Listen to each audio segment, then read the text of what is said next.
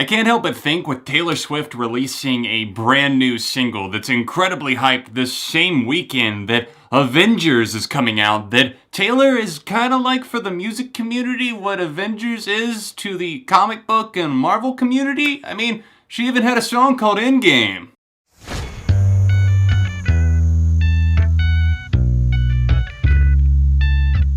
What's up everyone, welcome back to Beyond ARTV. My name is John and today we're going to be talking about the new Taylor Swift single featuring Brendon Urie of Panic at the Disco, a very unexpected collaboration. The new song is called Me with an exclamation point because, of course, if you're featuring Panic at the Disco, you gotta keep the exclamation point. After weeks, possibly even months of Swift teasing and putting out rumors and fans crafting all kinds of theories, we finally arrived at the first new music of her new era. Is album 7 on the way? I would say yes, more than likely, although at the time of recording this video, the album has not been announced. If this single is an indication of the new sound, then I'm absolutely up for it because Reputation was not a good album in my opinion. It was one that was overreaching. It was one that tried so hard to kind of clarify things and make these statements, and I know it was her clearing up her reputation, clearing her name, and I like that at the start of the music video for this, that the snake that was associated with the Reputation era gives way to butterflies. Happiness once again. I was really hoping that would hold true because she said she got it all out. Now she can go back to making music, and it seems like she's held true to that promise. I'll spend most of my time today talking about the actual song, but I will say that the music video was stuffed to the brim with movie references, from Hairspray to The Wizard of Oz.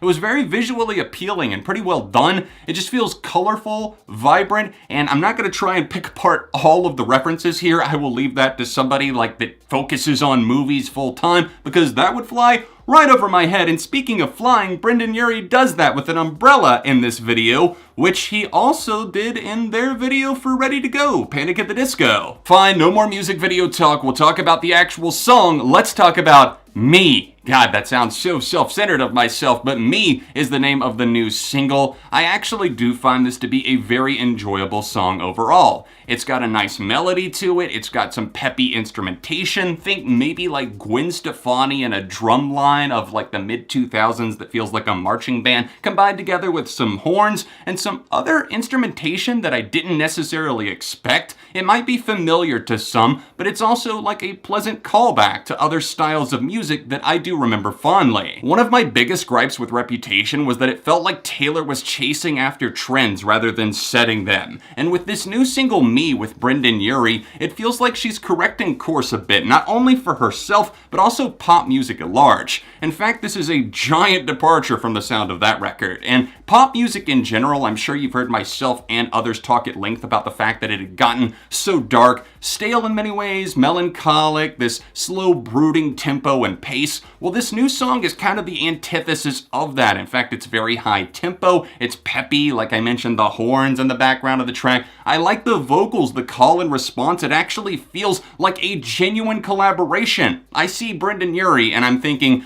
okay, he's gonna be on the song. I saw the rumors, it turns out it was actually true. Me with Taylor Swift and Brendon Urie. And they come together and it's not just Brendon singing for 20 seconds on a bridge or something. It's an actual honest to goodness back and forth between them. He was involved in the entire process, has writing credits, Joel Little producing this track, who has notoriously worked with Lorde.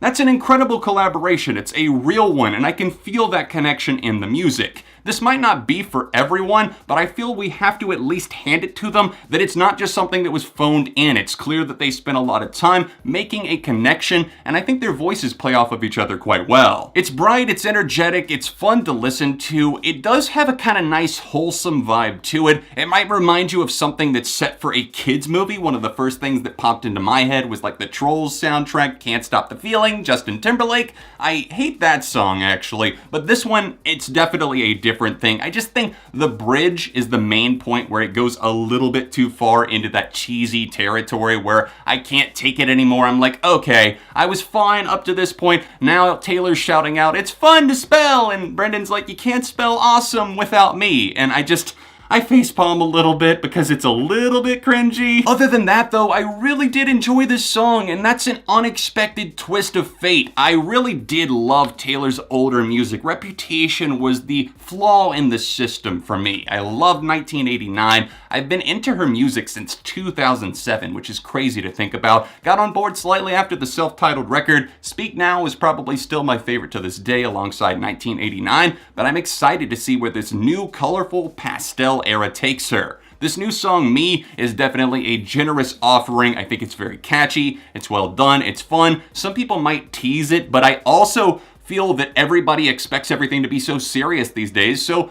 don't take it so seriously. I'm happy that Taylor made a move in a good direction here, and for me, I'm gonna give this a strong 3.5, maybe even a light 4 out of 5. Let me know what you thought in the comments section down below. If you haven't seen the video yet, I will leave a link to go stream that in the description down below. Other than that, please subscribe to the channel for the love of music because I talk about it every single week on this channel.